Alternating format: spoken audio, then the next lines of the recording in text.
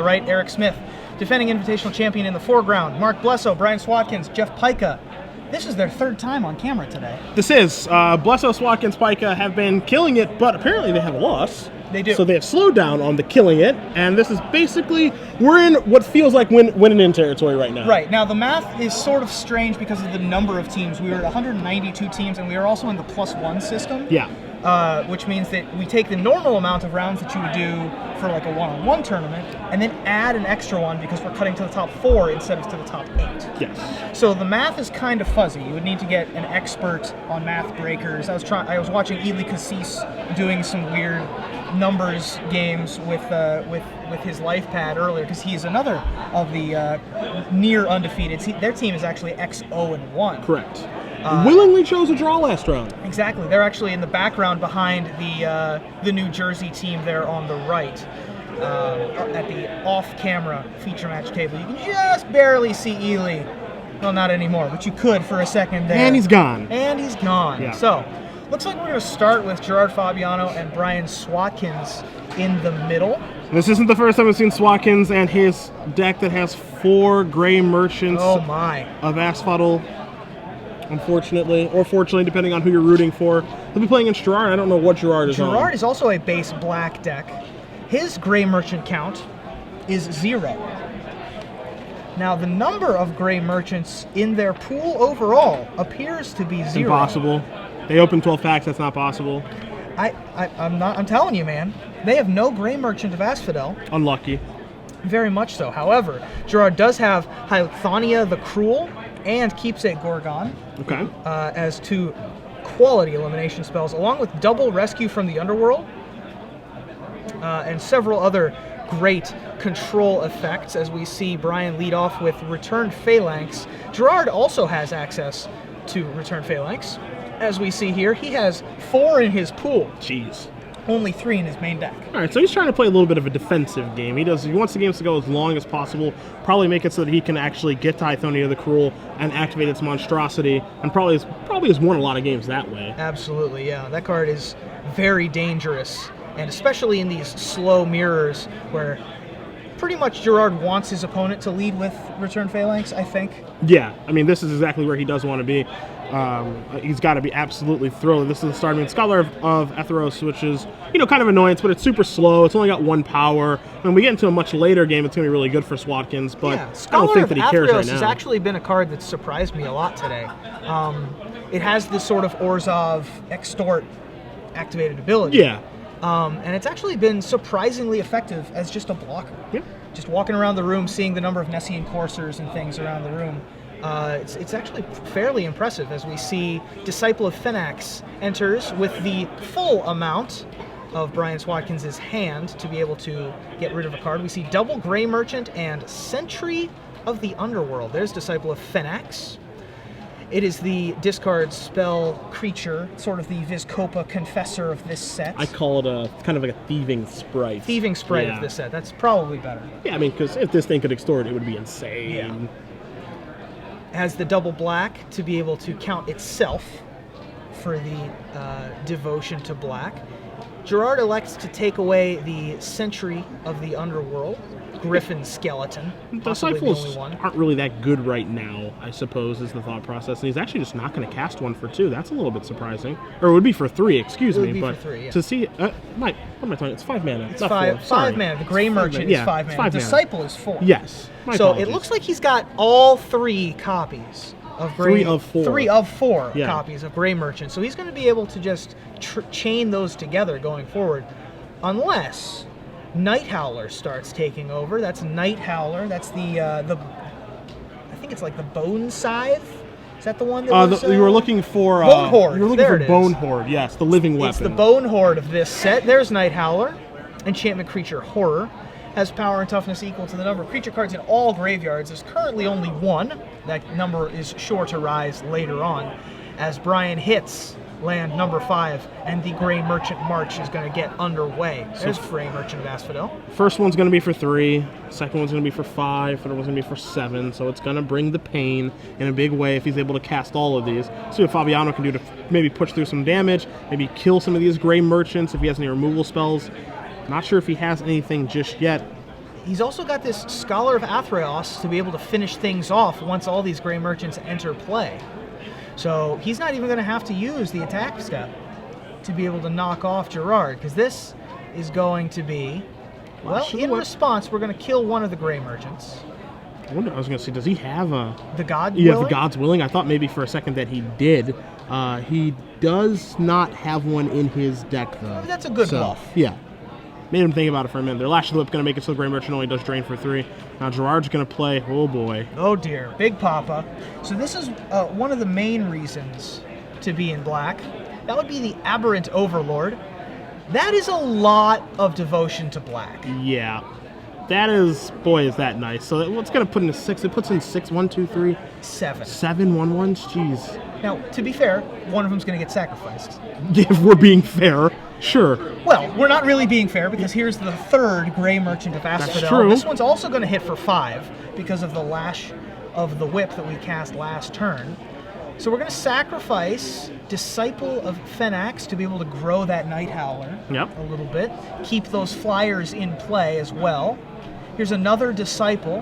Going to snag Mogus Marauder, which was going to give those Scholars Intimidate and actually be able to hit for 2, which is going to be pretty cute.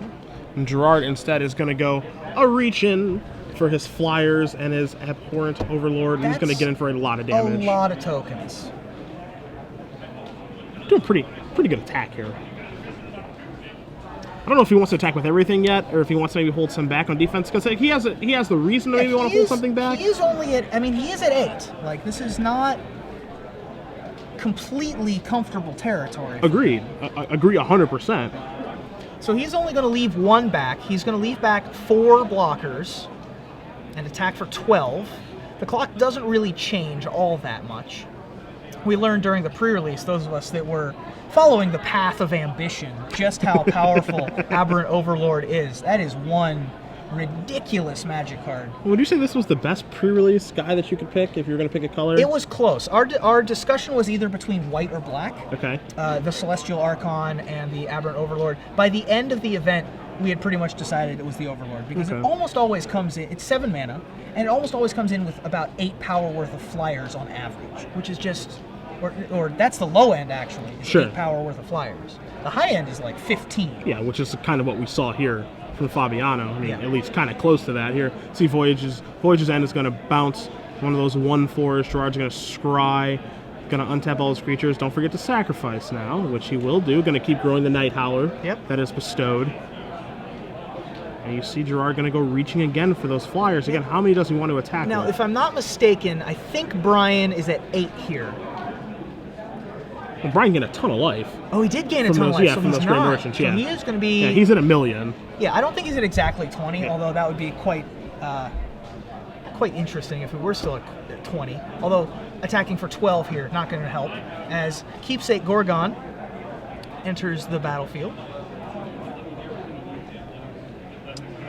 So see if Swatkins can find anything here, because obviously he's looking for the other Gray Merchant in his deck to finish the game off with. And instead he has found Thoughtseize, I think. Take a look, see if he has one of those. If that's the case, he's not going to want to cast that. Not a Thoughtseize. I know he has 2 copies of Sip of Hemlock in his deck. Okay, it looked like a 1-drop. I could be mistaken. Looks like a Cavern Lampad. I actually forgot that Thoughtseize was in this set for a moment. Yeah. Because no one has cast it today on camera. Sure. I'm not sure they have much of a reason to, because it's limited. It's certainly a fine card. Especially with how fast this format actually ended up being. Yeah. Especially in the team format, where 1/3 of the decks you're playing are either the green-white or the red-white heroic deck. Thoughtseize just not where you want to be, as we see Brian Swatkins is going to decide that that's a few too many flyers for him to be able to deal with, in spite of his trio of Gray Merchant of Asphodel. Gerard Fabiano is going to take game 1, as we also see that Jeff Pyka is up a game against Eric Smith. Yeah, Pyka's deck, we've seen Pyka a couple times on camera so far this weekend, because this is the 3rd time we've had Blesso, Swatkins, and Pyka on camera, and Pyka's deck is pretty nice. He's a red-white deck, base white, splash red, heroic deck with 2 Spear of Heliods. His deck is very, very aggressive and can deal a lot of damage very quickly, as we see Blesso versus Sheu. Eric Smith also has a red-white aggressive deck. Yeah. So we had the black mirror in the middle. We have the red-white aggressive mirror on the near side. Now we got the blue-green. Now we got the blue-green mirror on the far end with Curtis Sheu and Mark Blesso. This one appears to be well in Mark Blesso's favor with a monstrous Asp, as well as 2 voyaging Satyr facing down a monstrous Asp. Ooh, now this is the time to feed. Excuse me. That Asp is going to have a little bit of lunch on one of the voyaging Satyrs. He's going to gain 3 life as a result. So, yeah, Nessian Asp is one of these cards. It looks pretty unassuming, but then you just look at it, it's like, all right, it's a 4/5 for 5 mana. That's a fine combo. This is a very, very good green card. I mean, it having reach as well is really nice. It's good in the mid game. It's good in the late game because of monstrosity. It's pretty much everything that you would want in a common card. Reminds me a lot of Sentinel Spider from M13, which was the 4/4 Vigilance Reach Spider. And that said, ended up being arguably the best green common, if not the best, the second best. Asp kind of feels that way to me in this set. And having 5 toughness is huge because there's so many 2/2s, and most of the combat tricks grant +2. Like Dauntless Onslaught, as well as Battle-Wise Valor. There's several others that deal in even numbers. And so having that 5 toughness is just enormous. And of course, Lash of the Whip is -4/-4 at instant speed, so it can actually survive through that. And Rage of Perforos as well. That 5 toughness is just key every single time. Makes Asp a pretty good card. Meanwhile, Curtis Sheu has Agent of Fates as his play last turn. Mark appears to have not wanted to play anything, although he does have enough cards in hand that I imagine he has something, a counter spell or a combat trick of some kind. Unless he's just getting completely mana flooded here. Curtis also pondering his decisions, separating out his mana. So you see 4 mana here. And we're going to bestow Leaf Crown Dryad onto our Nessian Asp. So, a little bit bigger, a little bit stronger, double reach. Double reach. A little bit bigger of a snake than it was before. The thing that snake needs is vigilance. Indeed. That's about all it's missing. Not right really going to get that in blue-green. Yeah. Could get unblockable, something like Aqueous Form, or even Nimbus Naiad would be worth it here. Okay, so this is going to be a dissolve. Yep. So Dissolve is going to take care of the bestowed Dryad. Scry to the bottom for Blesso. I'm a little bit surprised to see him use a counterspell on that. I feel like you can maybe pick a better spot with your Dissolve. I don't know. I mean, that certainly has an effect. His hand is 2 lands, by the way. Sure. So he had to take his advantage there because if he lets Curtis give the +2/+2, that one creature's bigger than his entire board combined. Yeah. So he just has to deal with. He has to pick a spot there. Unfortunately, he finds another land on top of his library. Unfortunate for Blesso, fortunate for Sheu. Fortunate for Sheu, who is just drawing nothing but creatures and spells and all the goodness here. I think Sheu just drew another Time to Feed. I think that there was another Time to Feed, as well as Thassa's Emissary. So he is coming back pretty nicely, and he has 3 Time to Feeds in his deck, does Sheu. So Time to Feed could be pretty good moving forward. There's Thassa's Emissary on the left. Yep. That's going to go on the Agent of Fates. Agent of Horizons. Agent of Horizons, not the Agent of Fates. Fates is the black one, yes. Right. Evan Irwin's preview card. Yes. And so that is going to stay behind for now. Not going to attack into the giant snake. Yes. But it being a 6/5 is pretty good. 6/5, able to gain unblockable. Yep, and be able to draw a card. Once it's unblockable, it can draw a card and deal a bunch of damage. Keep in mind, though, Curtis is still only at 6, and Mark is at a comfortable 22. Mark ran out of gas, but he's going to be able to set up his next couple draws with Horizon Scholar here. Get that 1 land to the bottom and get a Time to Feed of his own if he so chooses.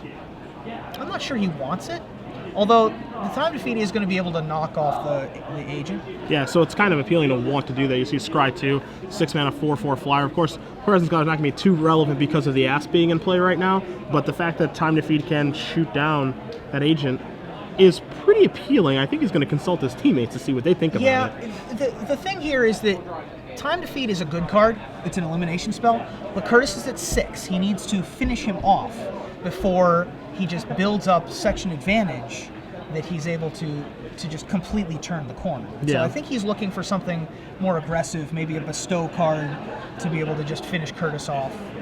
But I think he decided to keep the Time to Feed. Yeah, I think he may have decided to keep. Let's see what Sheu drew this turn. Another Eidolon, or excuse me, another Thassa's Emissary. Yeah, another emissary, excuse me.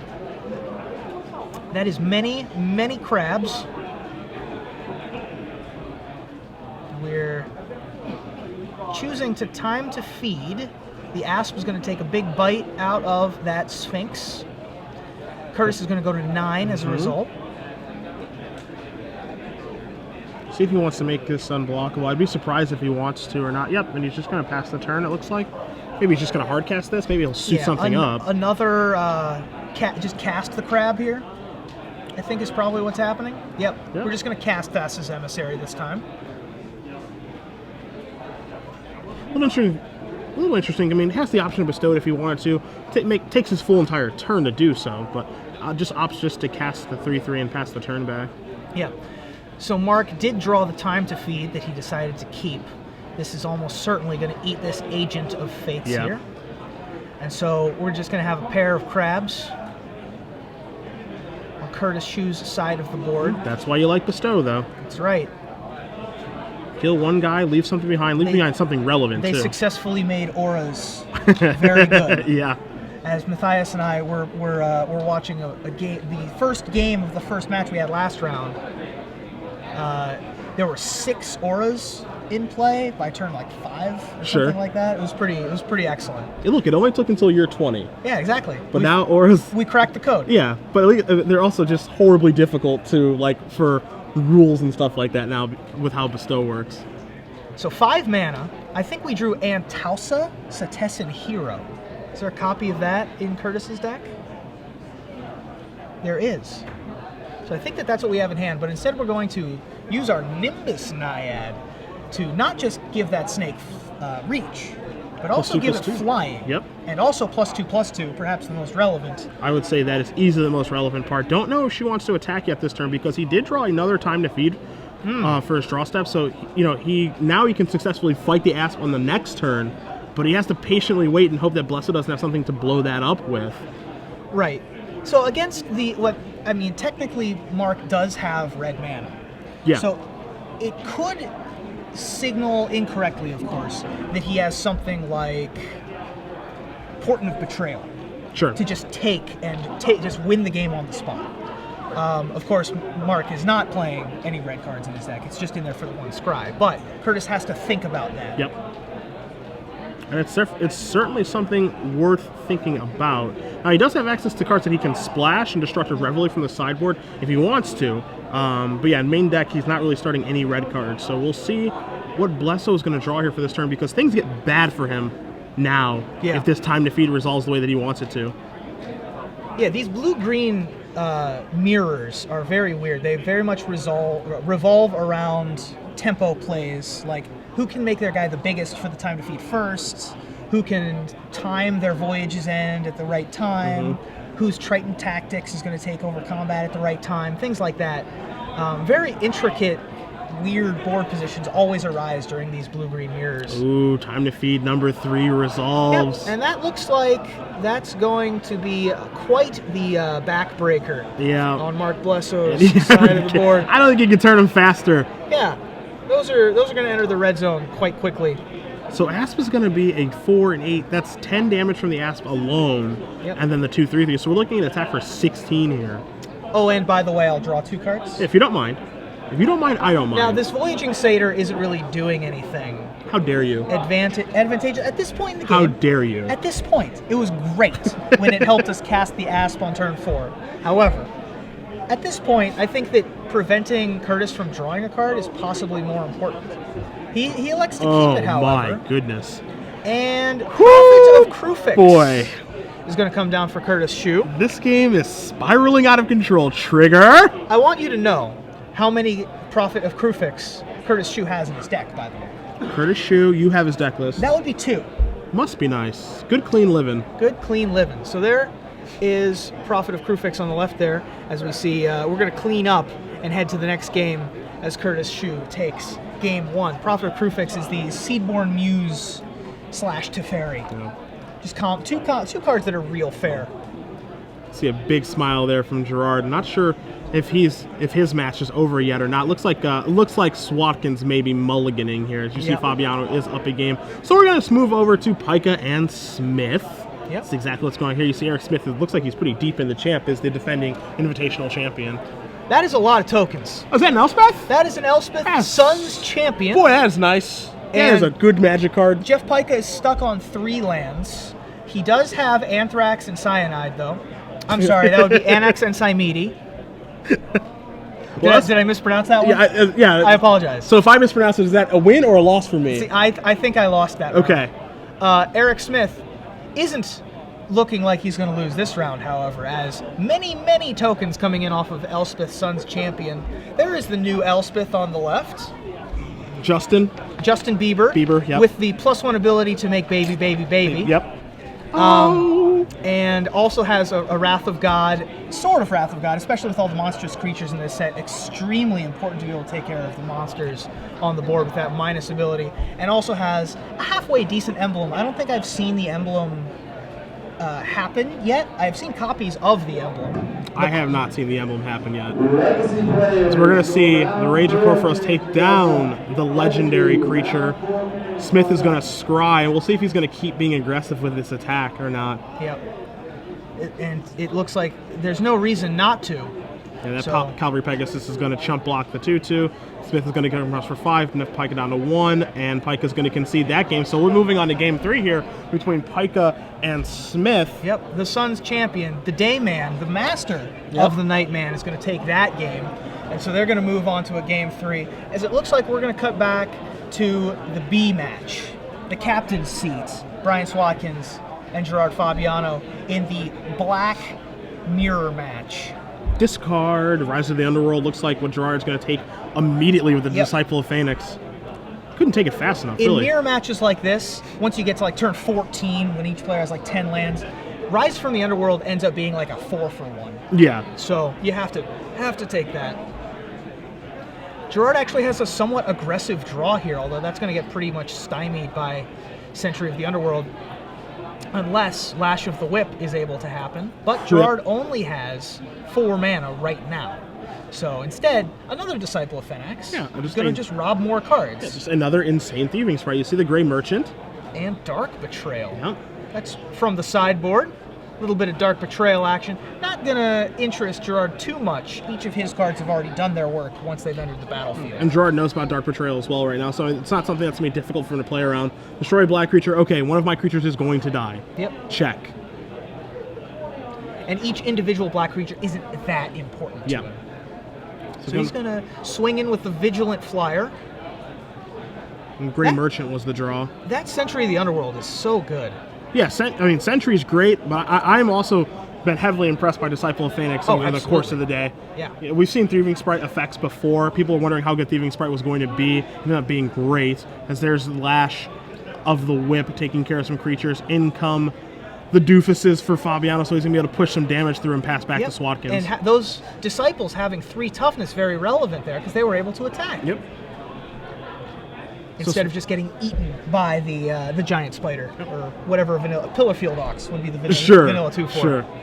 There's the Night Howler, perfect in these black mirror matches because everything's getting traded, everything's dying all over the place. Grey Merchant right off the top. Swatkins just draws this card, puts it right into play. So it's Grey Merchant. It's going to drain for 4 and gain Swatkins for just past the turn back. Now, that's good, but it's really not getting him much of anywhere because that life is just going to get lost again from this Blood Toll Harpy attacking. He can't profitably block this Night Howler. So it's going to drain Gerard down to 9. Yeah, I mean, he might be in double block range at some point here because, again, those are 2/2/4. So you're looking at basically, I just look at it as one big creature, which is a 4/8. Fabiano's going to Voyaging End, and that's going to get countered by Dark Betrayal. I think he's okay with trading Voyager's End for Dark Betrayal. I mean, but that's a 2-for-1. Yeah, he's getting 2-for-1 on his own. Yeah. There's the potential here because, again, the cards are new, so mistakes like this are going to happen, that he thought that was a sorcery. Sure. That would not surprise me at all if he thought that was a sorcery, like a card like Deathmark has been in the past. Now, Gerard is at 9, so he's not at extremely comfortable life total, especially since he knows how many Grey Merchants are likely to be in Brian's deck. But, Brian can't ever attack, basically. There's also the chance that maybe Fabiano, as you mentioned, did want his creature to die to get past that phase with the Dark Betrayal. Like, Yeah, we're past that point in the game. Present so obvious of an opportunity to, okay, you get to 2-for-1, but you got me. Now here's Aberrant Overlord. Yeah. Here's some other giant animal that you can never deal with.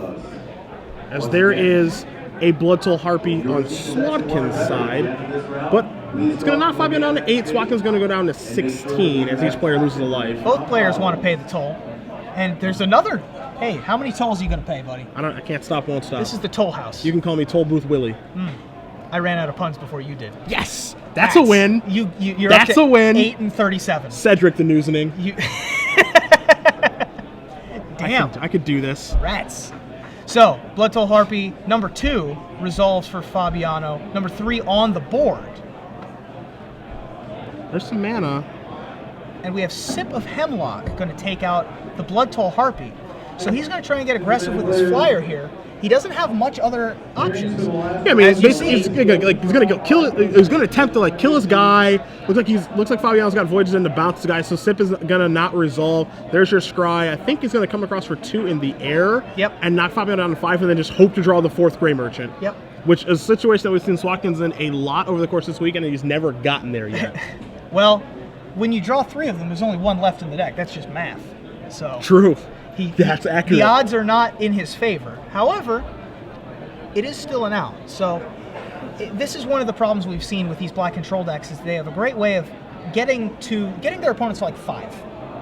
Yeah. Not being able to finish from there. You need something like Aberrant Overlord, something enormous, or like Colossus of Akros. Yeah, we saw that. We saw that a little earlier today. Yeah. Something enormous to be able to just end the game immediately. Night Howler coming in. Do we know how big the Night Howler is? It looks like it's at least a 4/4. Comfortable enough to attack. We can get a count to see exactly how big it is. But yeah, I'm with you. It's at least a 4/4. Yeah, with the double Gray Merchants, I couldn't imagine it being less than a 4/4. It's probably a 5/5. But as soon as we do get confirmation from our spotter at the table, we'll be able to let you guys know. Yeah, Gerard knows that he just has to end the game before Brian. It's a 3/3 currently. Okay, that's interesting. Surprising. Yeah, I guess There's no block. Yeah, I guess there's no block. So he was. That was a bluff. That had to be a bluff because he had so much open mana that Brian had to be playing around something like Lash of the Whip. Sure. So, because the Lash of the Whip would have taken out the one creature, made the Night Howler a 4/4, traded off the other creature, and so the attack there, very suave from Gerard. I like that. That's You see another Blood Toll Harpy coming to play for Fabiano. So Fabiano's at 4, Swatkins is at 7. Life total's getting pretty low here. Again, Fabiano up a game in this match against Swatkins. Pretty important for Swatkins to actually be able to get this one. Yeah, as they're down a game in the Curtis Sheu Mark Blesso match and going to game 3 on the bottom. Their backs are against the wall. Yeah, definitely. So Night Howler and one of the Blood Toll Harpies are going to enter the red zone, leaving the other one back on defense. Brian pondering his options. His body language suggests to me that last card isn't a combat trick. Yeah, Swatkins, I believe in this hand, he just has a swamp. Okay, yeah. He's going to get the Opaline Unicorn in front of the Night Howler here. So Night Howler's going to grow a little bit again because it does check both graveyards. Yep. Yep, and he's just staring at a swamp. And Gerard has Rescue from the Underworld, which at this point is... Ugh. Oh, and there's Hythonia, the Cruel. Fabiano's deck is a delight. It is. It's He's really just got good. haymakers. Yeah. His deck is awesome. Yep. No Gray Merchant shenanigans in his deck. Won't need. Don't need. Just have enormous Gorgons and demons and other dark animals. Can't trade fast enough there if you're Fabiano. Blood Toll Harpies trade with each other. Night Howler is going to grow 2 more. Let's see if Fabiano, he can go, he needs 1 more land to be able to go monstrous with the Hythonia the Cruel, but I don't even think he has a reason to yet. And he's going to turn everything into the red zone here, it looks like. He's not going to activate the Returned. Well, there's your blocks. If he's blocking like this, that cannot go well for Swatkins because this is basically turning off his out of being able to kill Fabiano with the top deck Gray Merchant, which I mean, that's just the situation he's in. We see the two lands in Swatkins' hand. In Swatkins' hand. Fabiano going to play Abhorrent Overlord. Put all these. Do we have enough tokens for the devotion? Swatkins been drawn and concede the game. So Gerard Fabiano is going to win his match 2-0 over Brian Swatkins. You can see a little bit of frustration here from him, but it's not over, Brian. Your teammates can win. Jeff Pyka is in game 3. Blesso's down a game, but it's not over there either. Even though Curtis Sheu's deck sure is good. It definitely is. That pair of profits that I didn't see until right there at the very end of that game was just icing on the cake. Yeah. That's pretty nice. So we're going to flash over to that, to the... we're going to go with Pyka versus Smith for now. Yeah, this is going to be Pyka versus Smith. We once more have Elspeth going. Oh, so we're cutting into a bloodbath massacre. Yep, baby. Activating again. We got several 1/1s entering the red zone. It looks like one of those hopeful Eidolons is a creature and one is an aura. Elspeth is just really, really not fun to play against. Agreed. And it has 7 counters on it right now. Extremely powerful card. He's going to be able to get the emblem next turn. There is and this is perfect, hopeful. A hopeful Eidolon. Very hopeful Eidolon. On the Arena Athlete. Yeah. We might be able to get ourselves an emblem next turn. Yeah, I don't think Eric Smith can block fast enough. That's the most hopeful Eidolon I have ever seen. That is very hopeful. And I'm with you. I think this is the first time. Come on, let's see it. Do you see Smith is going to count up the damage? Because Jeff's at 24. So I think that we are going to see. Oh my! There it is. Excellent. Bieber emblem engage. All right, let's get a copy. Come on. There's 15, there's 18, 21, 22. This will put Jeff to 2. And so remind the emblem gives every creature +2/+2 and flying. Okay. But not lifelink. Okay. Although the hopeful Eidolon, there are 2 hopeful Eidolons in play. One is an aura and one is a creature. Yep.